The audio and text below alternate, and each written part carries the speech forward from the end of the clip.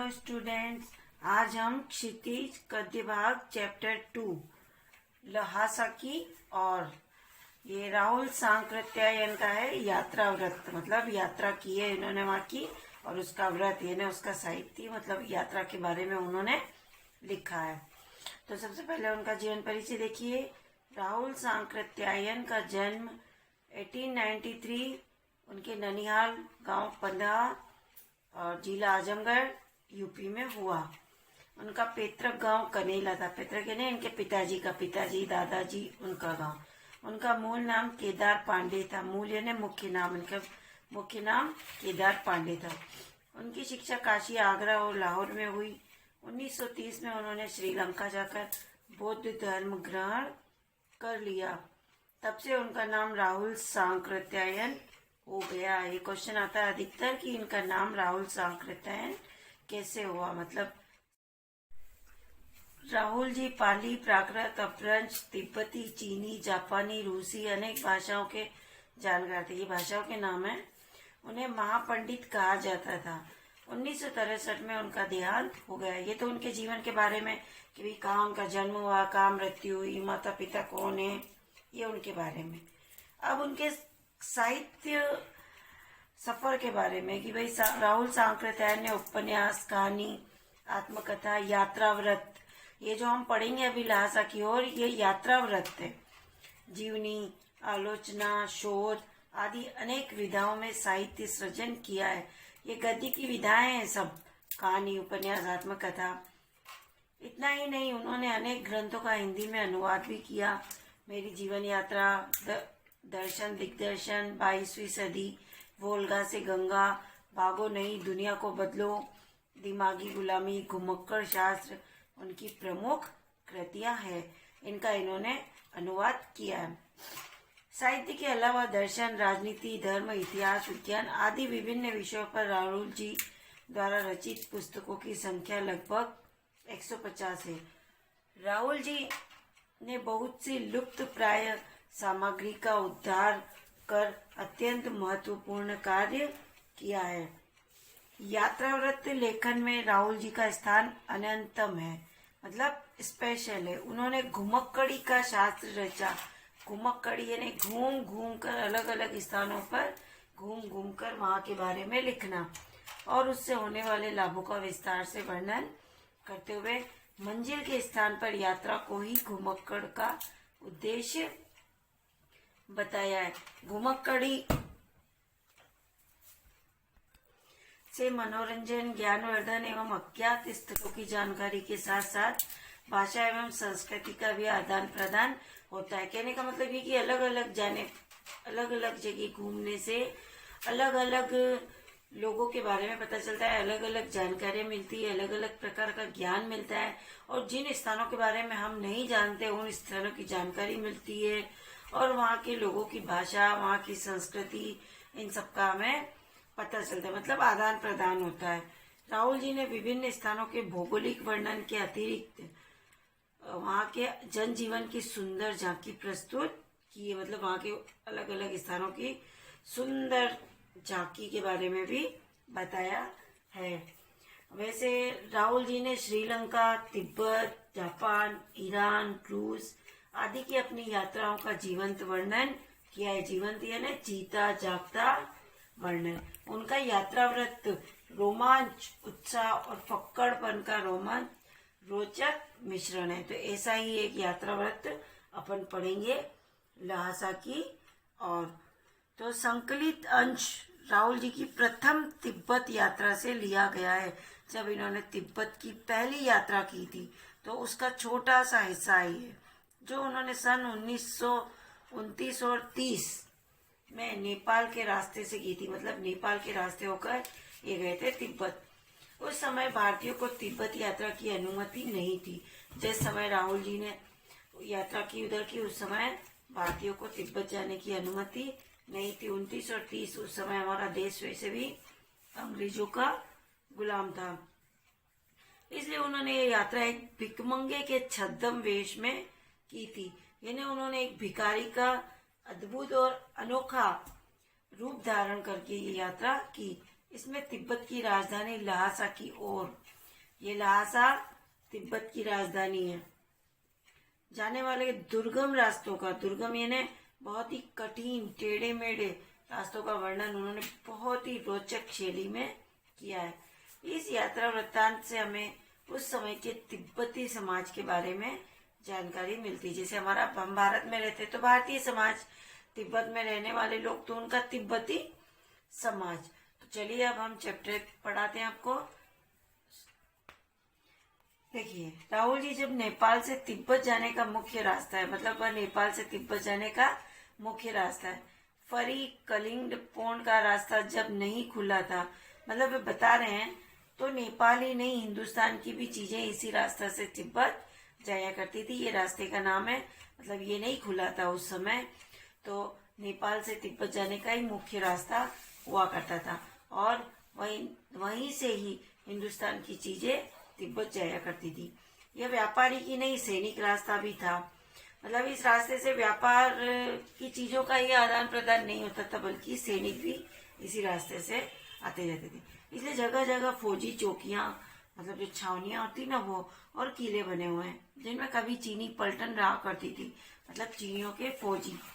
आजकल बहुत से फौजी मकान गिर चुके हैं दुर्ग के किसी भाग में, जहाँ किसानों ने अपना बसेरा बना लिया। ये गए उस समय का वर्णन बता रहे हैं कि उस समय मतलब चीनी मकान गिर चुके हैं और वहाँ के जो किसान हैं उन्होंने वहाँ अपना बसेरा बना लिया है। वहाँ घर पर कुछ आबाद दिखाई पड़ते हैं। ऐसा ही परित्यक्त एक चीनी किला था, जो मतलब त्यागा हुआ, परित्याग किया हुआ एक चीनी किला था। हम वहाँ चाय पीने के लिए ठहरे, लेखक और उसके साथी। तिब्बत में यात्रियों के लिए बहुत सी तकलीफें भी है और कुछ आराम की बातें भी है। अब देखिए वहाँ का जिक्र बताते हैं। वहाँ जाति पाति छुआछूत का सवाल ही नहीं, और न औरतें पर्दा करती है। ये तिब्बत की विशेषता है, ये वहाँ के लिए वहाँ की अच्छी बात है। बहुत निम्न श्रेणी के भिखमंगों को लोग चोरी के डर से घर के भीतर नहीं आने देते हैं, नहीं तो आप बिल्कुल घर के भीतर चले जा सकते हैं, चाहे आप बिल्कुल अपरिचित हो। मतलब वहाँ लोग नहीं जानते हैं, फिर भी वो आपको घर के भीतर अंदर ले जाते हैं।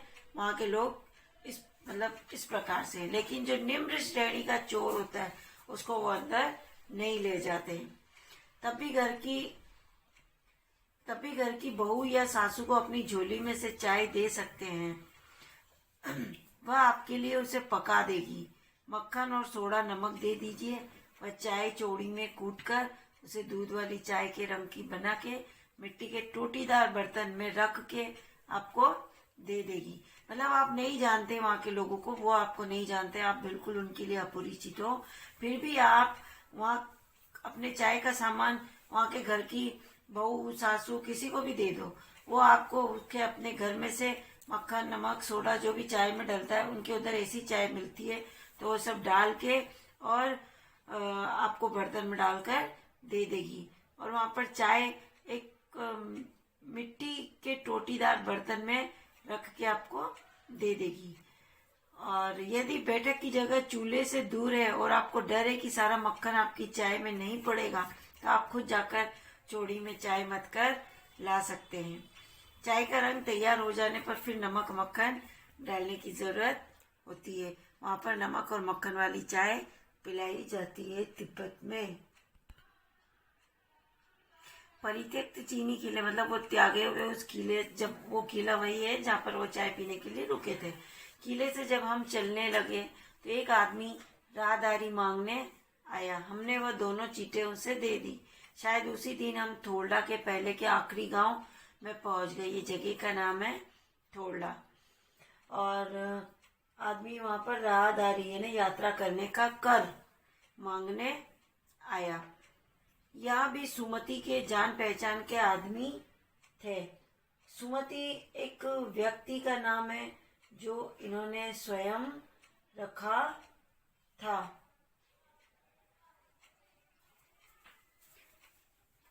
और भीखमंगे रहते भी ठहरने के लिए अच्छी जगह मिली।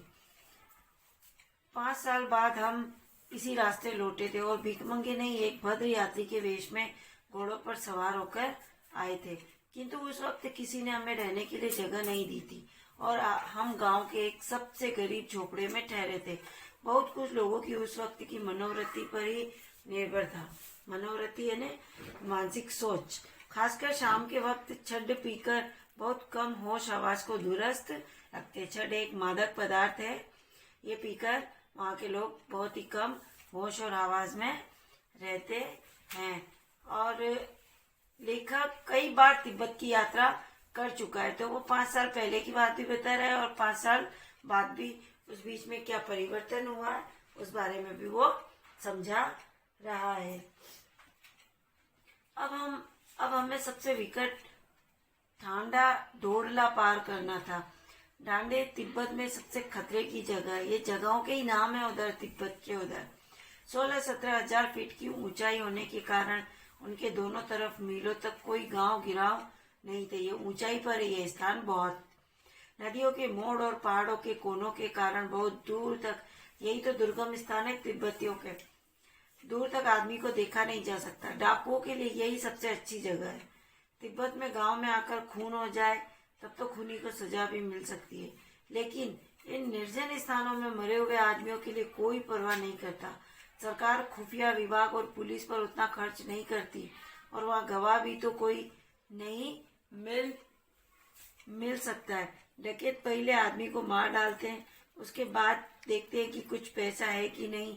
हथियार का कानून न रहने के कारण या लाठी की तरह लोग पिस्तौल बंदूक लिए फिरते। डाकू यदि जान से न मारे तो खुद उसे अपने प्राणों का खतरा है। गांव में हमें मालूम हुआ कि पिछले ही साल थोड़ला के पास खून हो गया। शायद खून की हम उतनी परवाह नहीं करते क्योंकि हम भीखमंगे थे। भीखमंगे का ये वेश बनाकर निकले कि हमारे पास कुछ था ही नहीं। अगर हमारा खून हो भी जाता तो हमसे क्या लूट कर ले जाता वो, क्योंकि इतने टेढ़े मेढ़े और दुर्गम रास्ते हैं। वहां पर डाकुओं का बसेरा रहता है और डाकू वहां पर किसी को भी मार कर फेंक दे तो किसी को पता नहीं चलता है। और जहाँ कहीं वैसी सूरत देखते, टोपी उतार, जीभ निकाल, कुची कुची दया एक पैसा कहते भीख मांगने लगते। ये सब तिब्बती भाषा है और तिब्बती भाषा होने के कारण इसमें कई कई उर्दू शब्दों का भी प्रयोग हुआ है। लेकिन पहाड़ की ऊंची चढ़ाई थी, पीठ पर सामान लाद कर कैसे चलते। और अगला पड़ाव 16-17 मील से कम नहीं था।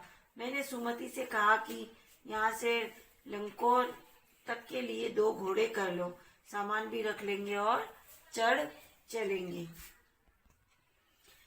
दूसरे दिन हम घोड़ों पर सवार होकर ऊपर की ओर चल पड़े। मतलब तिब्बत का रास्ता बहुत ही दुर्गम है, टेढ़ा मेढ़ा है, खतरे से खाली नहीं है, इसलिए वहां पर कोई बस्ती भी नहीं है। और ये जो सुमति है ये एक मंगोल भिक्षु है जो लेखक को मिला था।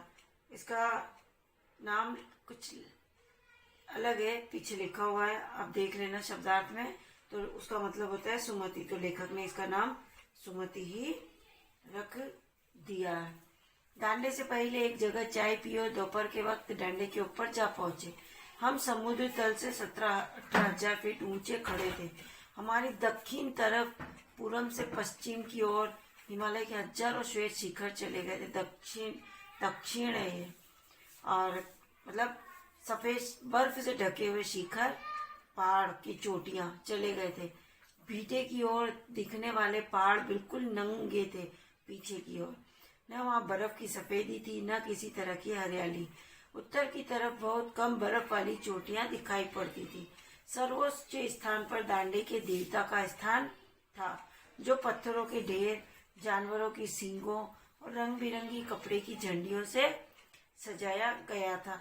अब हमें बराबर उतराई पर चलना था। अभी तक तो ये चढ़ाई पर चल रहे थे, अब उतराई पर चलना था। चढ़ाई तो कुछ दूर थोड़ी मुश्किल थी, लेकिन उतराई बिल्कुल नहीं। शायद 2-1 और सवार साथी हमारे साथ चल रहे थे। मेरा घोड़ा कुछ धीमे चलने लगा। मैंने समझा कि चढ़ाई की थकावट के कारण ऐसा कर रहा है और उसे मारना नहीं चाहता था। धीरे धीरे वो बहुत पिछड़ गया और मैं दैनिक वस्तुओं की तरह अपने घोड़ों पर झूमता हुआ चला जा रहा था। जान नहीं पड़ता था कि घोड़ा आगे जा रहा है या पीछे। जब मैं जोर देने लगता तो वह और सुस्त पड़ जाता। एक जगह दो रास्ते फूट रहे थे। मैं बाएं का रास्ता ले मील 1.5 मील चला गया। आगे एक घर में पूछने से पता लगा कि लंकोर का रास्ता दाहिने वाला था। फिर लौटकर उसी को पकड़ा। 4-5 बजे के करीब मैं गांव से मील भर पर था तो सुमति इंतजार करते हुए मिले। मंगोलों का मुंह वैसे ही लाल होता है। सुमति मैंने कहा ना कि एक मंगोल व्यक्ति है और उसका कुछ और नाम है, उसका मतलब होता है सुमति, तो इसने नाम सुमति रख दिया। और अब तो वो पूरे गुस्से में था। उन्होंने कहा, मैंने 2 टोकरी कंडे फूक डाले। कंडे ये उपले, गाय के गोबर के जो उपले होते हैं ना, ये 3-3 बार चाय को गर्म किया। मैंने बहुत नरमी से जवाब दिया, लेकिन मेरा कसूर नहीं है मित्र, देख नहीं रहे हो कैसा घोड़ा मुझे मिला। मैं तो रात तक पहुंचने की उम्मीद रखता था। खैर, सुमति को जितनी जल्दी गुस्सा आता था उतनी जल्दी वह ठंडा भी हो जाता था। लंकोर में वह एक अच्छी जगह पर ठहरे थे। यहाँ भी उनके अच्छे यजमान थे। पहले चाय सत्तू खाया था, रात को गर्मा गर्म थुक्पा मिला। ये भी वहाँ का एक पदार्थ है खाने पीने का। लड्डू। अब हम तिंकरी के विशाल मैदान में थे। अब मैदान, अभी तक ऊंचाई वाला रास्ता था, फिर उतराई वाला, अब वह मैदान में आ गए जो पहाड़ों से घिरा टापू सा मालूम होता था। ये पूरी तिब्बत की यात्रा है लहासा की ओर, मतलब लहासा की तरफ चले वो, जो तिब्बत की राजधानी है। लेखक ने अपने साथियों के साथ की और वहां जाने के बाद उनको तिब्बती और साथी भी मिले। तो तिब्बत का वर्णन किया है कि वहाँ के लोग कैसे हैं, वहाँ के रास्ते कैसे हैं, वहाँ का खान पान कैसा है, उस बारे में वर्णन है सारा। जिसमें दूर एक छोटी सी पहाड़ी मैदान के भीतर दिखाई पड़ती है। उसी पहाड़ी का नाम है तिंकरी समाधिगिरी। इसका क्वेश्चन बन सकता है, आसपास के गांव में भी सुमति के कितने ही यजमान थे। यजमान उसके मतलब, सुमति एक मंगोल जाति का बौद्ध भिक्षु है, तो यजमान जो उसे भिक्षा देने वाले होते हैं, उसके जजमान वो होते हैं। तो उसके कितने ही यजमान थे। कपड़े की पतली पतली चीरी बत्तियों के गंडे खत्म नहीं हो सकते थे, क्योंकि बोध गया से लाए कपड़े के खत्म हो जाने पर किसी कपड़े से बोध गया का गंडा बना लेते थे। वह अपने यजमानों के पास जाना चाहते थे। मैंने सोचा यह तो हफ्ता भर उधर ही लगा देंगे। मैंने उनसे कहा कि जिस गांव में ठहरना हो उसमें भले ही गंडे बांट दो, मगर आसपास के गांवों में मत जाओ। ये बौद्ध भिक्षु है और ये इस टाइप कपड़ों के बने हुए झंडे अपने अनुयायियों को बांटते हैं, तो उस गांव में मत जाओ। इसके लिए मैं तुम्हें लहासा पहुंचकर रुपए दे दूंगा। सुमति ने स्वीकार किया। दूसरे दिन हमने बढ़िया ढूंढने की कोशिश की, लेकिन कोई न मिला। सवेरे ही चल दिए हम। वो सवेरे ही चल दिए होते तो अच्छा था, लेकिन अब 10-11 बजे की तेज धूप में चलना पड़ रहा था। तिब्बत की धूप भी बहुत कड़ी धूप मालूम होती है। यद्यपि थोड़े से भी मोटे कपड़े से सिर को ढाक ले तो गर्मी खत्म हो जाती है। आप 2 बजे सूरज की ओर मुंह करके चल रहे हैं। ललाट धूप से जल रहा है और पीछे का कंधा बर्फ हो रहा है। फिर हमने पीठ पर अपनी अपनी चीजें लादी, डंडा हाथ में लिया और चल पड़े। यद्यपि सुमति के परिचित टिंकरी में भी थे, लेकिन वह एक और यजमान से मिलना चाहते थे। इसलिए आदमी मिलने का बहाना कर शेखर विहार की ओर चलने के लिए कहा। तिब्बत की जमीन बहुत अधिक छोटे बड़े जागीरदारों में बटी थी। इन जागीरों का बहुत ज्यादा हिस्सा मठों के हाथ में था। अपनी अपनी जागीर में हर एक जागीरदार कुछ खेती खुद भी कराता है, जिसके लिए मजदूर बेगार में मिल जाते थे। बेगार यानी बिना मेहनताना लिए काम करने वाले मजदूर मिल जाते थे। खेती का इंतजाम देखने के लिए वहाँ कोई भिक्षु भेजा जाता है, जो जागीर के आदमियों के लिए राजा से कम नहीं होता। शेखर की खेती के मुखिया भिक्षु नमसे बड़े भद्र पुरुष होते थे। वो बहुत प्रेम से मिले। हालांकि उस वक्त मेरा भेष ऐसा नहीं था कि उन्हें कुछ भी ख्याल करना चाहिए था। यहाँ एक अच्छा मंदिर था जिसमें कंजूर बुद्ध वचन अनुवाद की हस्तलिपि यानी हाथ से लिखी हुई 103 पोथियां यानी पुस्तक रखी हुई थी। मेरा आसन भी वहीं लगा। वह बड़े मोटे कागज पर अच्छे अक्षरों में लिखी हुई थी। एक एक पोथी 15-15 सेर से कम की नहीं रही होगी। सेर यानी वजन। सुमति ने फिर आसपास अपने यजमानों के पास जाने के बारे में पूछा। मैं अब पुस्तकों के भीतर था, मतलब वो सारी पुस्तकें पढ़ रहा था, इसलिए मैंने उन्हें जाने के लिए कह दिया। दूसरे दिन वह गए। मैंने समझा था 2-3 दिन लगेंगे, लेकिन वह उसी दिन दोपहर बाद चले आए। तिंकरी गांव वहां से बहुत दूर नहीं था। हमने अपना अपना सामान पीठ पर उठाया और भिक्षु नमसे से विदाई लेकर चल पड़े। नमसे यानी भिक्षुओं का समूह। तो ऐसी लेखक की तिब्बत की यात्रा रही। अब इनके क्वेश्चन आंसर्स देखिए आप। थोंकला के पहले के आखिरी गांव पहुंचने पर भिकमंगे के वेश में होने के बावजूद लेखक को ठहरने के लिए उचित स्थान मिला, जबकि दूसरी यात्रा के समय भद्र वेश में भी उन्हें उचित स्थान नहीं दिला सका। क्यों?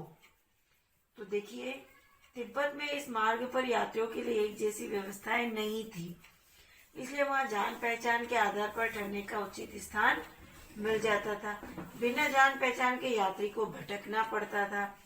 दूसरे तिब्बत लोग शाम 6 बजे के बाद छंक पीकर मस्त हो जाते थे, तब वे यात्रियों की सुविधा का ध्यान नहीं रखते थे। इसलिए जाते समय सुमति के परिचितों के कारण भिकमंगे वेश में होने के बावजूद ठहरने को अच्छा स्थान मिला। लौटते समय भद्र वेश में होने पर भी ठहरने का उचित स्थान नहीं मिल सका।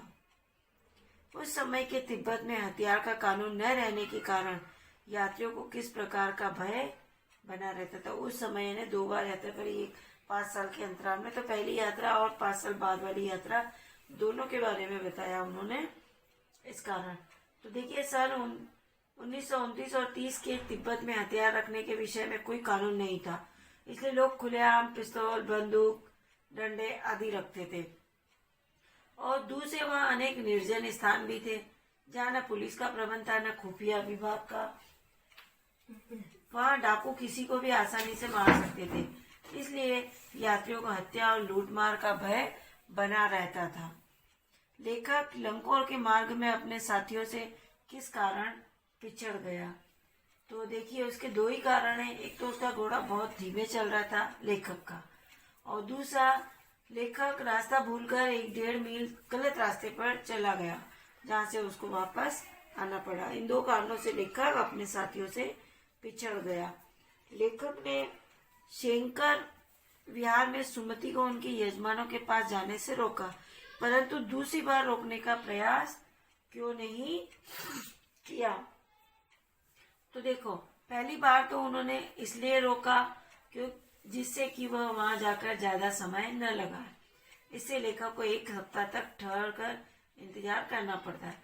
और दूसरी बार लेखक ने मंदिर में रखी अनेक मूल्यवान हस्तलिखित पुस्तकें मिल गई थी। वह अकेले में उनको पढ़ना चाहता था, इसलिए उसने सुमति को यजमानों के पास जाने की अनुमति दे दी। अपनी यात्रा के दौरान लेखक को किन कठिनाइयों का सामना करना पड़ा? तो कठिनाइयां तो बहुत अधिक आई है, लेकिन देखिए कुछ।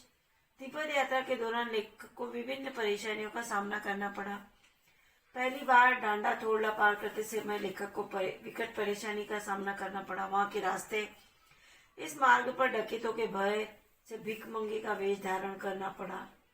यहीं से लंकोर जाने वाले मार्ग पर वह गलती से भटक गया। दूसरी बार तिंकरी के विशाल मैदान में उसे बहुत तेज धूप के कारण परेशानी उठानी पड़ी।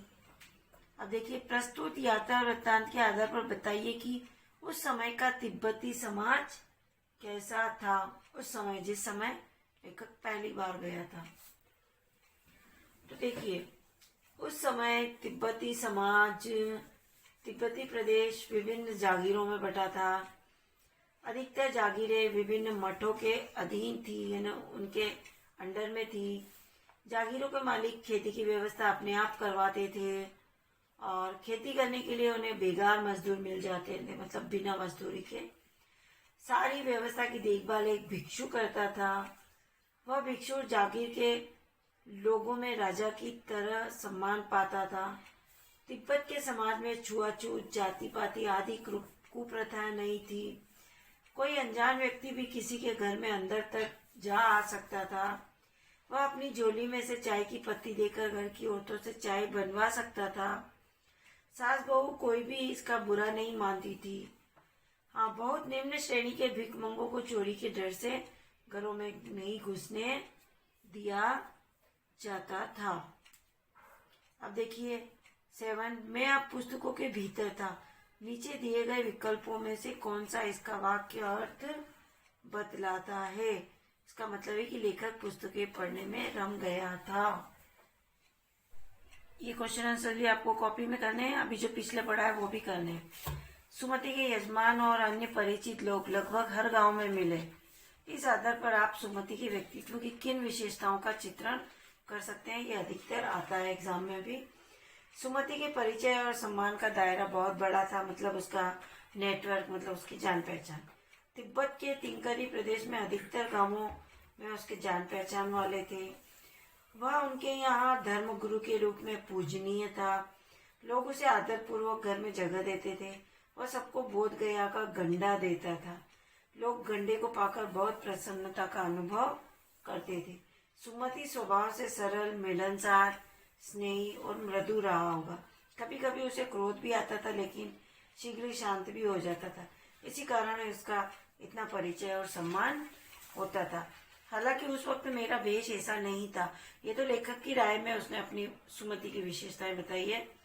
हालांकि उस वक्त मेरा वेश ऐसा नहीं था कि उन्हें कुछ भी ख्याल करना चाहिए था। उक्त कथन के अनुसार हमारे आचार व्यवहार के तरीके वेशभूषा के आधार पर तय होते हैं। आपकी समझ से यह उचित है अथवा अनुचित विचार व्यक्त करें, यह आप स्वयं करेंगे, इतना इम्पोर्टेंट भी नहीं है। यात्रा वृत्तांत के आधार पर तिब्बत की भौगोलिक स्थिति का शब्द चित्र प्रस्तुत करें। वहां की स्थिति आपके राज्य शहर से किस प्रकार भिन्न है? ये जरूरी है। तो देखिए, तिब्बत एक पहाड़ी देश है। यह समुद्र तट से 16-17 हजार फुट की ऊंचाई पर स्थित है। यह इसकी भौगोलिक स्थिति है जो अभी चैप्टर में आई, लेखक ने इसका वर्णन किया है। इसके मार्ग ऊंचे नीचे और निर्जन है। पहाड़ों के अंतिम शिखरों और नदियों के मोड़ पर खतरनाक सूने बिहड़ ने जंगल। यहाँ मीलों मील तक कोई बस्ती नहीं है, यानी दूर दूर तक कोई लोग नहीं रहते। दूर तक कोई आदमी नजर नहीं आता है। और टिंकरी नामक स्थान तो अनोखा है। एक और हिमालय की बर्फीली चोटियां दिखाई पड़ती है, दूसरी ओर ऊंचे ऊंचे नंगे पहाड़ खड़े हैं। इसमें एक बड़ा मैदान है जिसके चारों ओर पहाड़ी पहाड़ है और बीचों बीच भी एक पहाड़ी है। इस पहाड़ी पर एक मंदिर है जिसे पत्थरों के ढेर, जानवरों के सींगों और रंग बिरंगे कपड़ों की झाड़ियों से सजाया गया है। हमारा राज्य अधिकतर समतल भूमि वाला है। यहाँ अनेक पहाड़ियां और रेगिस्तानी प्रदेश है। इतनी ही भिन्नता है तिब्बती प्रदेश में और आपके राज्य में। चलिए, आपने भी किसी स्थान की यात्रा अवश्य की होगी। यात्रा के दौरान हुए अनुभवों को लिखकर प्रस्तुत करें, या आप अपनी स्वेच्छा से अपनी रफ कॉपी में लिख सकते हैं। यात्रा वृत्तांत गद्य साहित्य की एक विधा है। आपकी इस पाठ्य पुस्तक में कौन कौन सी विधाएं हैं? प्रस्तुत विधा उनके किन मायनों में अलग है? तो ये कहानी, उपन्यास, नाटक, ये सब गद्य की विधाएं ही है। अब नेक्स्ट देखिए, भाषा अध्ययन ग्रामर का पार्ट है। किसी भी बात को अनेक प्रकार से कहा जा सकता है। एक उदाहरण देकर बताया है, जैसे सुबह होने से पहले हम गांव में थे। तो इस बात को हम ऐसे भी कह सकते हैं कि पो फटने वाली थी, हम गांव में थे। पो ये फटना होने गई, वही मैंने सुबह की रोशनी निकलना। तारों की छांव रहते रहते हम गांव पहुंच गए, मतलब हल्के से तारे दिखाई दे रहे थे, तारे छिपने वाले थे और उजाला होने वाला था। तो ये इन तीनों का मतलब एक ही है, बस ये कि लिखने का तरीका अलग है। तो इसी प्रकार से जो नीचे एक सेंटेंस दिया गया है उसको आपको उसी प्रकार से लिखना है। तो देखिए, जान नहीं पड़ता था कि घोड़ा आगे जा रहा है या पीछे। तो देखिए इसका लिख सकते हैं हम कि पता नहीं चलता था कि घोड़ा आगे जा रहा है या पीछे। और दूसरी तरह से कभी अनुभव होता था कि घोड़ा आगे जा रहा है, कभी लगता था कि पीछे जा रहा है। ऐसे शब्द जो किसी अंचल यानी क्षेत्र विशेष में प्रयुक्त होते हैं उन्हें आंचलिक शब्द कहा जाता है। प्रस्तुत पाठ में से आंचलिक शब्द ढूंढ कर लिखिए। या आप चैप्टर पढ़ते समय बुक में ही अंडरलाइन कर लेना। और पाठ में कागज, अक्षर, मैदान के आगे क्रमशः मोटे, अच्छे और विशाल शब्दों का प्रयोग हुआ है। इन शब्दों से उनकी विशेषता उभर कर आती है।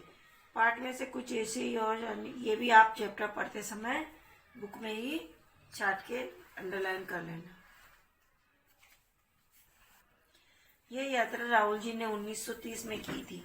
आज के समय यदि तिब्बत की यात्रा की जाए तो राहुल जी की यात्रा से कैसे भिन्न होगी, ये तो आप स्वयं यात्रा करें और फिर इसको वर्णन करें।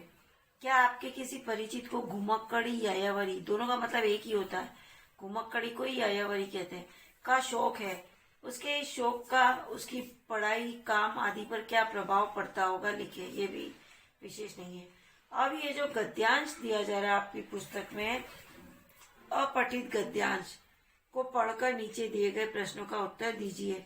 तो ये आपके लिए वेरी IMP है, ये आपको स्वयं को पढ़ना है और इसको पढ़कर इसके पीछे जो क्वेश्चन पूछे गए हैं 5 क्वेश्चन, वो आपको स्वयं इसके उत्तर इस गद्यांश के पैराग्राफ में से लिखना है।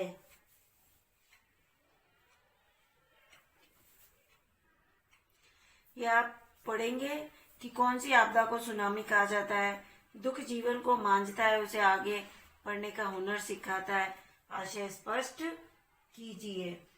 तो इसका आप आंसर उसी में से छाट कर लिखेंगे कि भाई दुख जीवन को अधिक साफ सुथरा बनाता है और प्रगति करने का तरीका सिखाता है।